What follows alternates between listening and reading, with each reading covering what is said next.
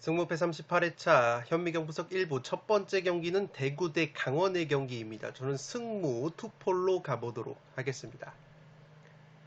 현미경 분석의 통계 자료는 화면을 멈추셔서 구독자 여러분들이 확인을 해 주시기 바랍니다. 살롱 코멘트로 빠르게 넘어가서 분석을 진행을 하도록 하겠습니다. 지금 보시는 풋볼살롱의 현미경 분석 자료는 풋볼살롱 멤버십 킹 등급으로 가입을 하시면 네이버 카페에서 편하고 빠르게 확인을 하실 수 있습니다.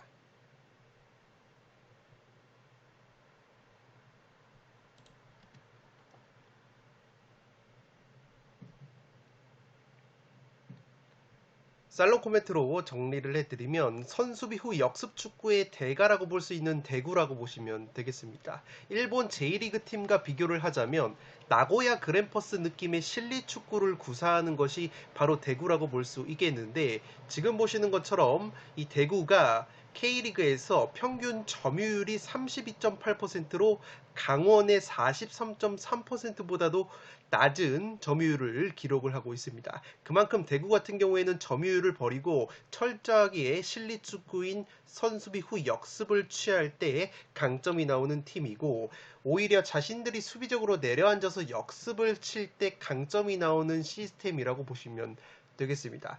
다만 강원이라는 팀은 대구 다음으로 평균 점유율이 낮은 팀이고, 기본적으로 공격 성향보다는 수비 성향이 짙은 팀이기 때문에 오히려 강원이 내려앉아서 대구가 점유율을 높게 가져가는 구도가 형성이 된다면 대구의 경기력이 상당히 어색할 수도 있는 매치가 될 것으로 생각이 됩니다.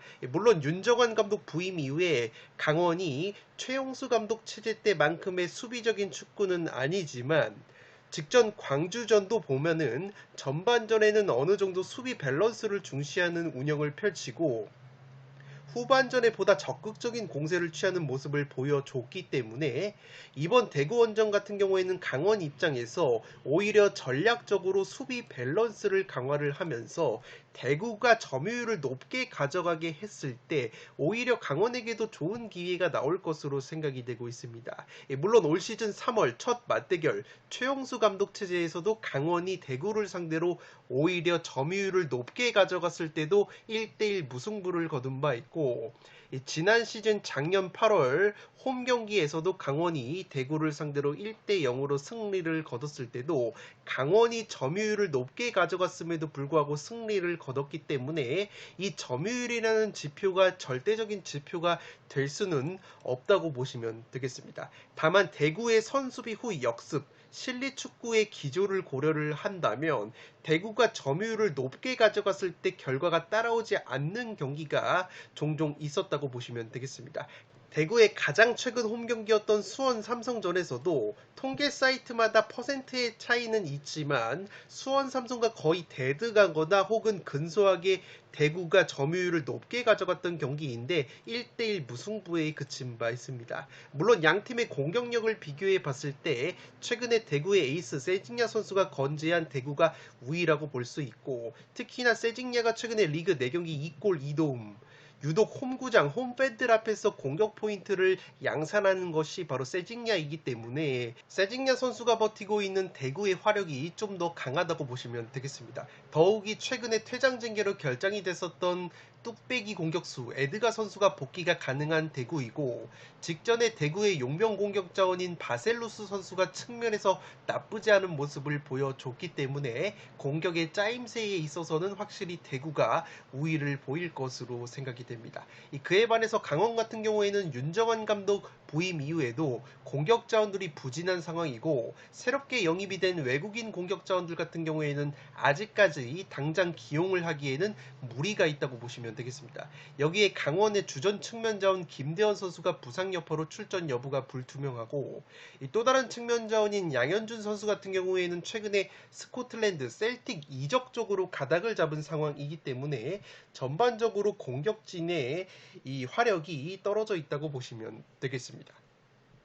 그렇기에 여전히 대구가 홈발을 받을 만한 매치라고는 생각이 되지만 최근 두 팀의 4경기 맞대결 결과를 보시면 강원이 2승 1무 1패로 대구를 상대로 우위를 점하고 있다는 점과 강원의 전술 기조에 따라서 대구의 강점인 선수비 후 역습 축구가 구도가 만들어지지 않는다면 대구가 의외로 답답한 경기 양상이 나올 가능성이 있는 매치라고 생각이 됩니다. 대구가 올 시즌 무승부가 7번으로 K리그1 최다 무자비 3위를 달리고 있고 강원 역시 8번의 무승부로 최다 무자비 2위를 달리고 있기 때문에 이 무승부 구미도 충분히 당길 수 있는 매치라고 생각이 됩니다.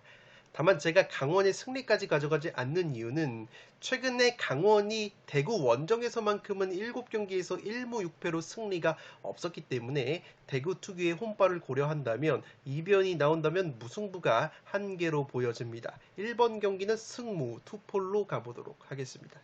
두 번째 경기는 제주 대 광주의 경기인데 제주의 단통 패배로 가보도록 하겠습니다. 투폴 추천으로는 승패로 갈라보실 것을 추천드리도록 하겠습니다.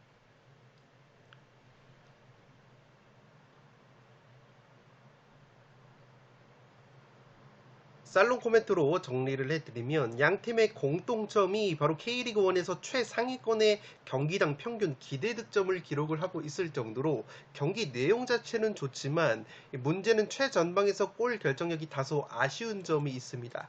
지금 보시는 것처럼 이 제주 같은 경우에는 경기당 평균 기대 득점이 1.82골이나 되는데 실제 경기당 평균 득점이 1.38골에 그치면서 마이너스 0.44골의 골 결정력을 보여주고 있습니다. 광주 역시 기대 득점 대비해서 마이너스 0.34골이라는 다소 아쉬운 골 결정력을 보여주고 있기 때문에 양 팀이 보여주는 좋은 경기력에 비해서는 골 결정력이 다소 아쉬운 점이 있습니다. 물론 전체적인 득점 순위를 보시면 제주가 전체 4위, 광주가 5위를 기록을 할 정도로 양 팀 모두 순위 대비해서 득점력 자체는 나쁘지 않다고 볼 수 있지만 제주는 홈에서 광주는 원정에서 각각 득점력이 감소가 되는 부분이 있고 특히나 양 팀 모두 최전방에서 묵직하게 마무리를 해줄 수 있는 이 스트라이커의 존재감이 다소 떨어지는 것이 두 팀의 약점이라고 보시면 되겠습니다.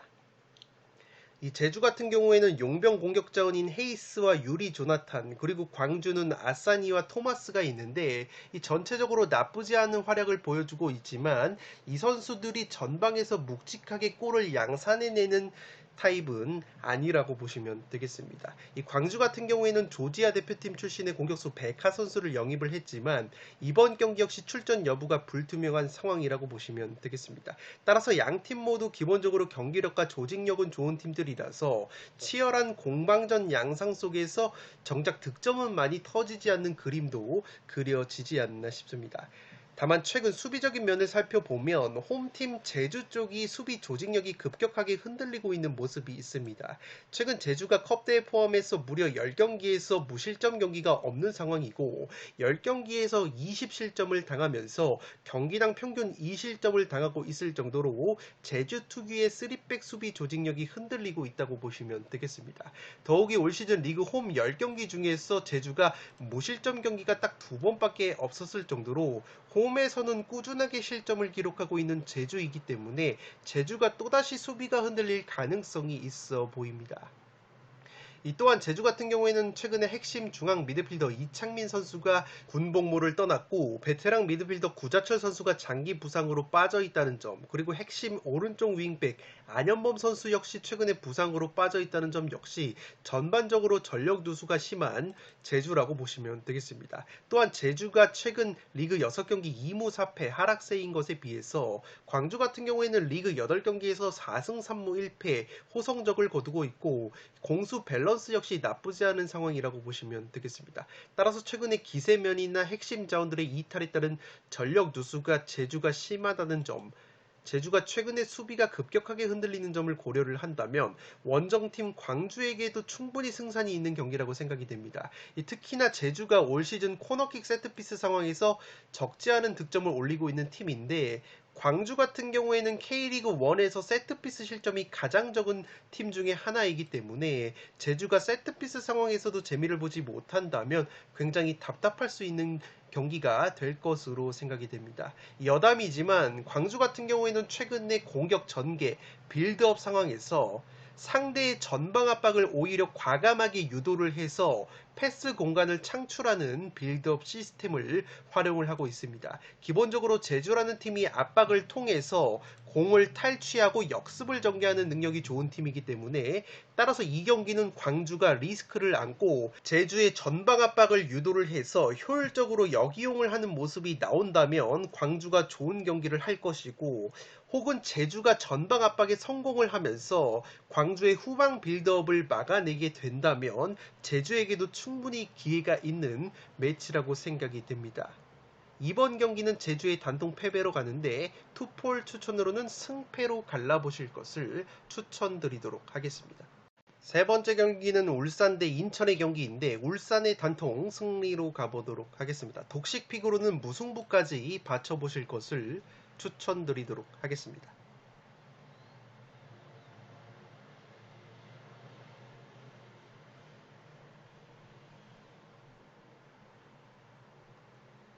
살롱 코멘트로 정리를 해드리면 직전 포항과의 동해안 더비에서 승리를 거두면서 사실상 독주 체제를 공고히 한 울산이라고 보시면 되겠습니다. 현재 2등을 달리고 있는 포항과 울산이 승점 차를 16점으로 벌렸기 때문에 굉장히 우승 경쟁에 있어서 유리한 고지를 점한 울산이라고 보시면 되겠습니다. 최근에 울산이 광주, 포항 원정에서 모두 1대0 승리, 약간 꾸역승 느낌이 강했는데 그래도 연승 행진을 달릴 수 있었던 건 바로 울산의 수문장 조현우 골키퍼의 선방 능력 덕분이라고 보시면 되겠습니다.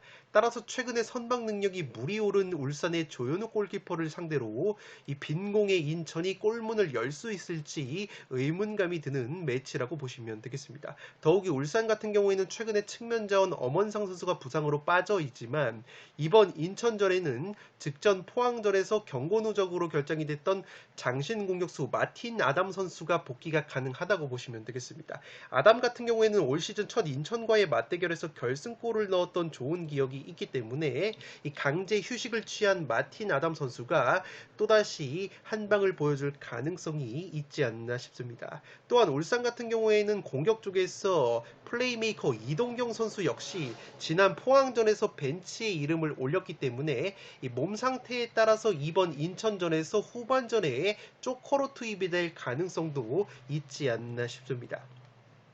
다만 제가 독식픽으로 무승부까지 추천을 드리는 이유는 인천 같은 경우에는 과거에도 울산을 상대로 종종 무승부로 고춧가루를 뿌려왔다고 보시면 되겠습니다. 지금 보시는 것처럼 인천이 지난 시즌에 울산을 상대로 4경기를 치렀는데 그 4경기 중에서 3경기를 무승부를 캐면서 울산을 상당히 곤욕스럽게 만들었던 인천이라고 보시면 되겠습니다. 그만큼 인천의 조성환 감독이 홍명보 감독의 울산을 상대로는 굉장히 끈적한 모습이 있는 이 매치업이기 때문에 이 독식픽으로 무승부까지 한번 노려볼 수 있는 매치라고 생각이 되고 있고, 특히 최근에 인천의 약점이라고 할 수 있는 최전방 골 결정력 측면에서 보면 장신 공격수 천성훈 선수가 부상해서 돌아온 것이 상당히 큰 힘이 되고 있습니다.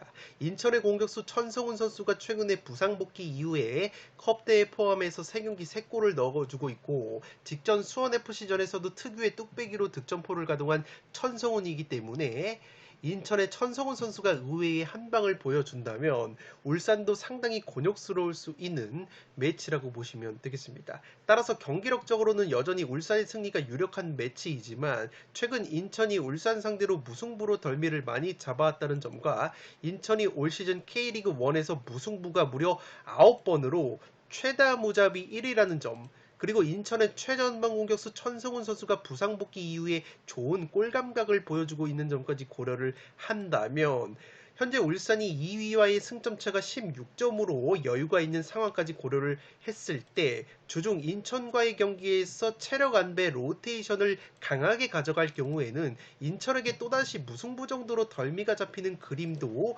조심스럽게 그려지지 않나 싶습니다. 3번 경기는 울산의 단통 승리로 가는데 독식 추천으로는 승무를 추천드리도록 하겠습니다.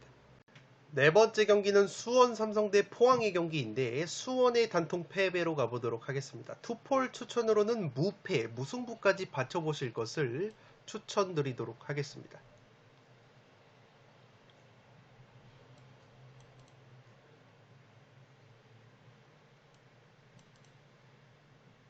살롱 코멘트로 정리를 해드리면 액면가로는 경기력적으로 포항의 우세가 그려지는 경기이지만 이 수원 삼성 입장으로서도 직전 대전전에서 희망적인 부분은 있었다고 보시면 되겠습니다. 이 직전 대전 원정에서 수원이 2대2 무승부를 거뒀는데 용병 공격수 아코스티 선수와 뮬리치 선수가 좋은 활약을 보여줬다고 보시면 되겠습니다.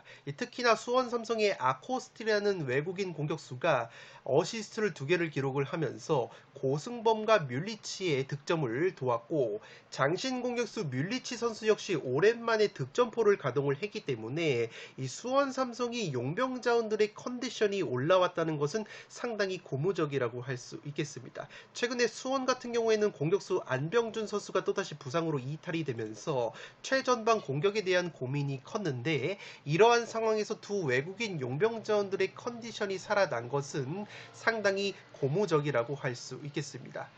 포항 같은 경우에는 직전 울산과의 동해안 더비 홈 경기에서 경기 내용 자체는 주도를 하면서 슈팅도 울산보다 훨씬 더 많이 가져갔지만 울산의 조현우 골키퍼의 선방에 막히면서 아쉽게 0대1로 패배를 당했습니다.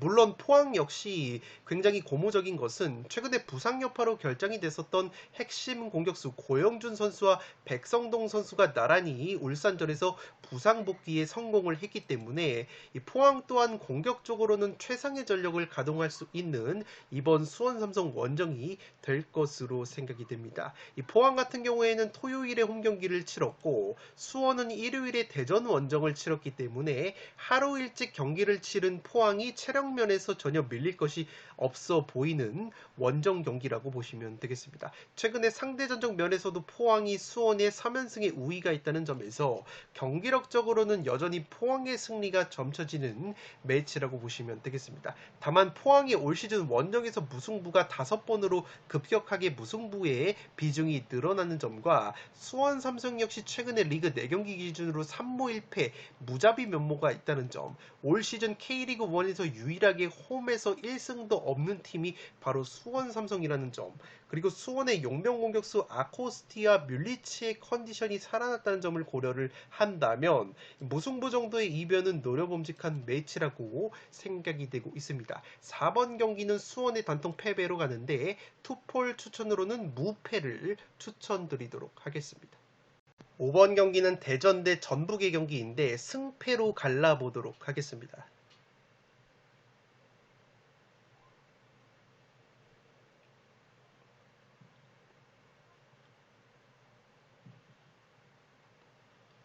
살롱 코멘트로 정리를 해드리면 최근 기세로는 전북의 우위가 그려지지만 전북이 공격수 조규성 선수가 미트윌란 이적이 확정이 됐기 때문에 최전방 공격 쪽에서 누수가 불가피할 것으로 보입니다. 물론 용병 공격수 구스타보와 하파일 실바 선수가 있지만 이 구스타보 같은 경우에는 올 시즌 리그 17경기에서 한 골에 그치고 있고 하파일 실바 역시 리그 16경기 2골에 그치고 있다고 보시면 되겠습니다. 물론 전북의 공격수 구스타보 선수 같은 경우에는 직전 서울전에서 발리슛으로 골망을 갈랐지만 아쉽게 오프사이드 판정을 받았고 전북의 하파일 실바라는 공격수 역시 직전 서울전에서 교체 투입이 되면서 오랜만에 득점포를 가동을 했기 때문에 그래도 두 용병 자원들의 컨디션이 어느 정도는 올라와 있다는 것은 전북 입장으로서는 고무적이라고 할 수 있겠습니다. 그러나 전북이 최전방에서 조규성 선수의 공백이 은근히 크게 느껴질 가능성이 여전히 있는 매치라고 보시면 되겠는데 그래도 전북 같은 경우에는 최근에 측면 자원 이동준, 송민규, 문선미 선수의 컨디션이 나쁘지 않은 상황이기 때문에 이 측면 자원들을 활용한 측면 공격이나 역습 한 방을 노릴 가능성이 높아 보입니다. 반대로 대전 같은 경우에는 최근에 4연속 무승부, 무자비 면모를 보여주고 있는데 최근에 리그 10경기에서 무실점 경기가 한 번밖에 없었을 정도로 꾸준하게 실점을 하고 있는 수비 조직력이 흔들리고 있다는 점이 약점이라고 보시면 되겠습니다. 주전 중앙수비수 조유민 선수가 최근에 부상으로 장기 결장 중이고 수비수 김민덕과 오재석까지 출전 여부가 불투명하기 때문에 이번 경기 역시 대전이 수비 공백이 불가피할 것으로 보입니다. 물론 최근 대전의 이창근 골키퍼의 선방 능력이 뛰어나지만 직전 수원 삼성전에서 이창근 선수가 2실점을 당한 것은 다소 아쉬움이 있었다고 보시면 되겠습니다.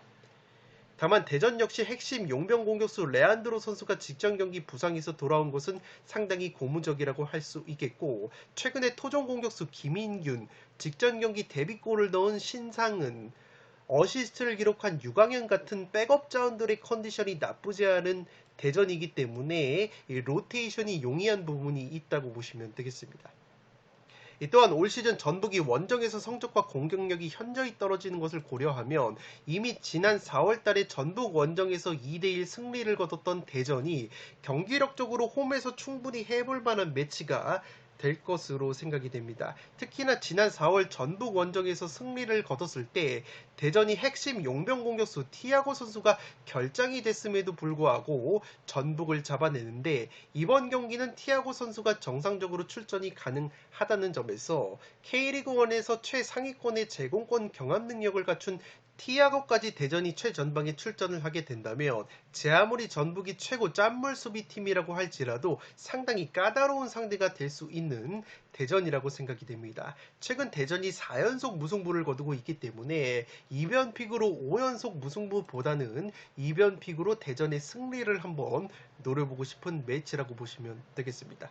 5번 경기는 승패로 갈라보도록 하겠습니다. 6번 경기는 FC 서울 대 수원FC의 경기인데 승무 투폴로 가면서 수원FC 쪽 이변까지 한번 노려보도록 하겠습니다.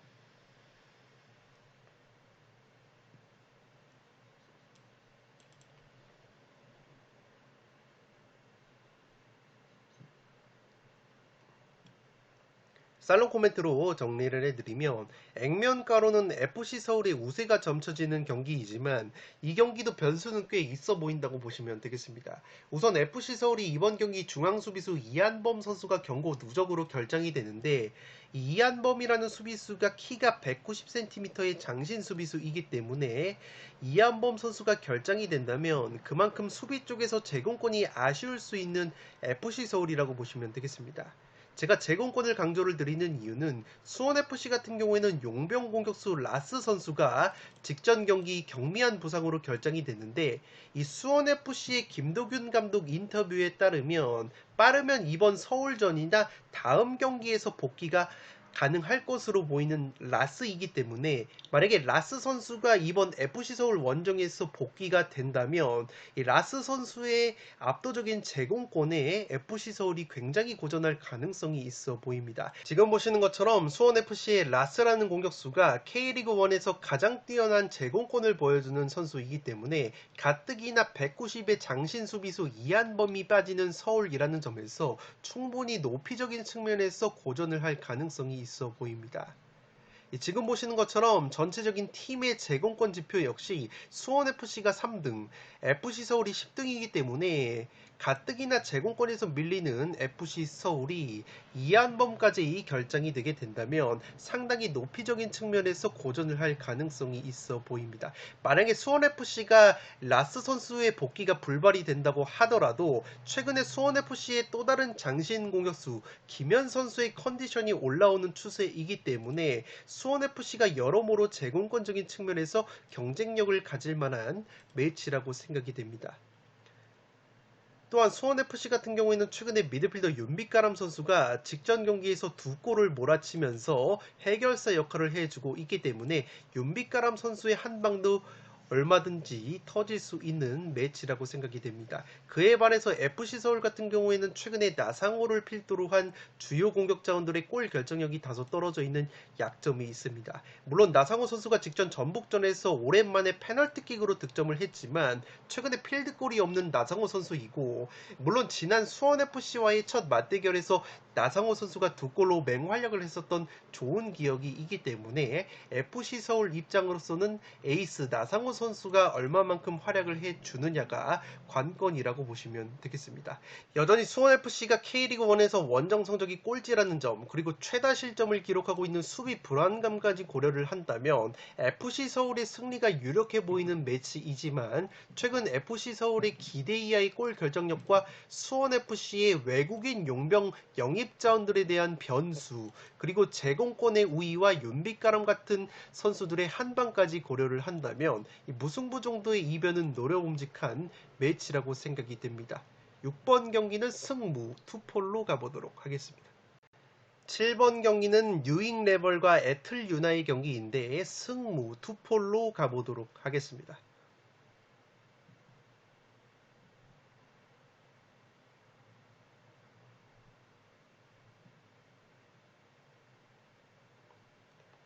살롱 코멘트로 정리를 해드리면 양팀 모두 4-2-3-1 포메이션을 활용을 하지만 색깔 차이가 분명히 있다고 보시면 되겠습니다.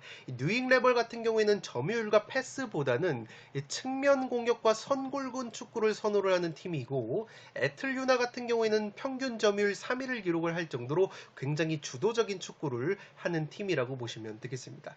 공격 상황에서 뉴잉 레벌이 측면 공격에 강점이 있는 팀이고, 애틀 유나 같은 경우에는 세트피스 한 방이 굉장히 강력한 팀이라고 보시면 되겠는데, 실제 이 애틀 유나가 올 시즌 메이저리그 사커에서 세트피스로만 12골을 넣으면서 세트피스 득점 전체 1등을 달리고 있다고 보시면 되겠습니다.